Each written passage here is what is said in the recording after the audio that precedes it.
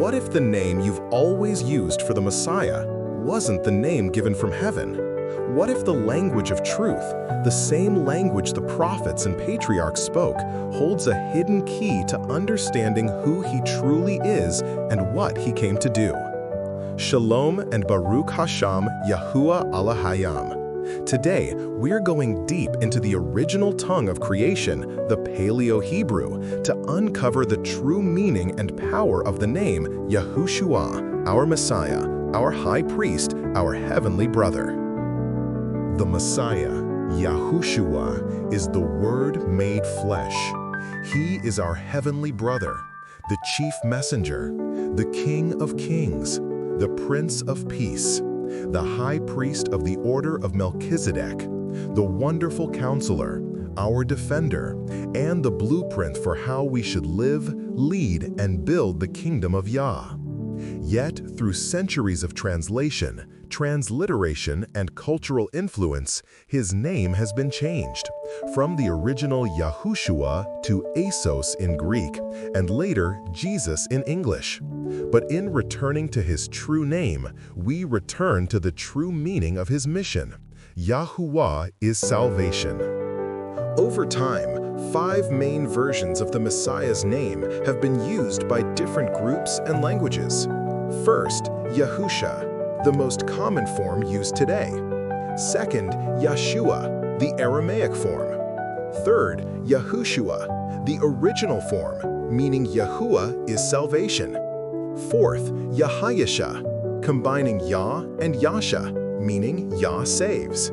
Fifth, Yahayashaya, meaning Yah will save.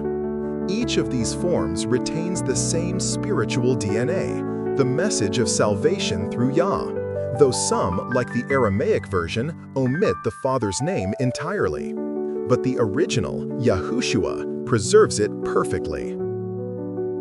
When the scriptures were translated into Greek, Yahushua's name became Iesus.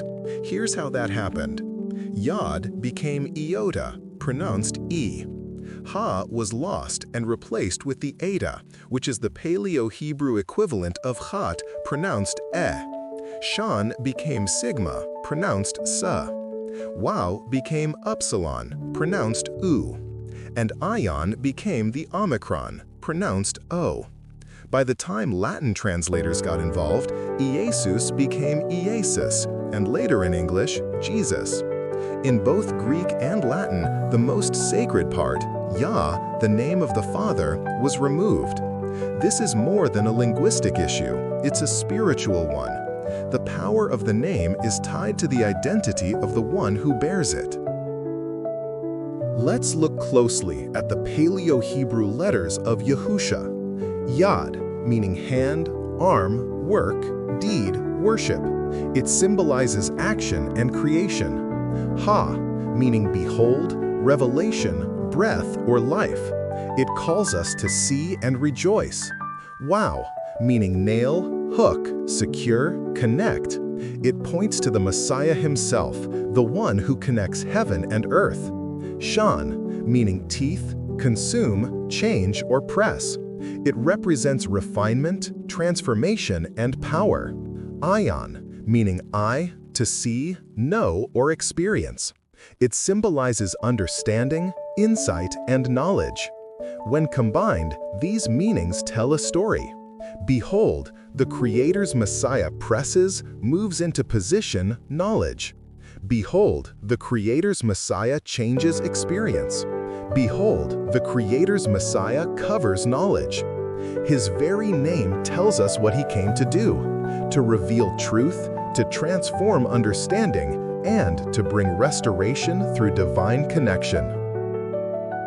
Now, let's explore the full original form, Yahushua. Here, the double usage of Wau emphasizes divine connection and redemption. This version translates to, Yahuwah separates Messiah for protection, or Yah places sin on Messiah for our covering. In this form, we see the full picture of salvation.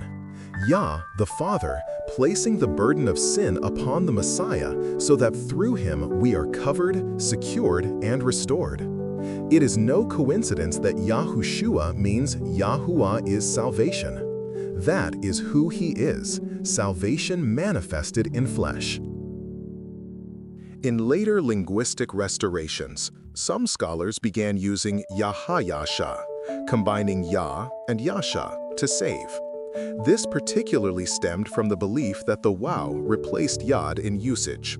This made Yahuwah to be Yahaya, thus changing the Messiah's name too.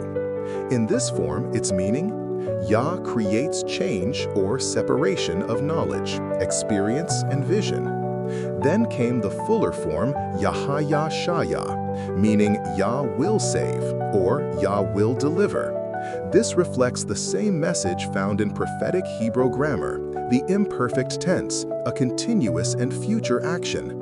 Yah doesn't just save once, he continues saving. He is salvation yesterday, today, and forevermore. Why does all of this matter? Because names carry purpose. In returning to his original name, we return to the original truth, that Yahushua came not to start a religion, but to restore relationship. His name connects us back to the Father, back to the language of creation, and back to the kingdom. When you say Yahushua, you're not just saying Jesus. You're proclaiming Yahuwah is salvation. Shalom, family. As you study these words, remember, this isn't just about language.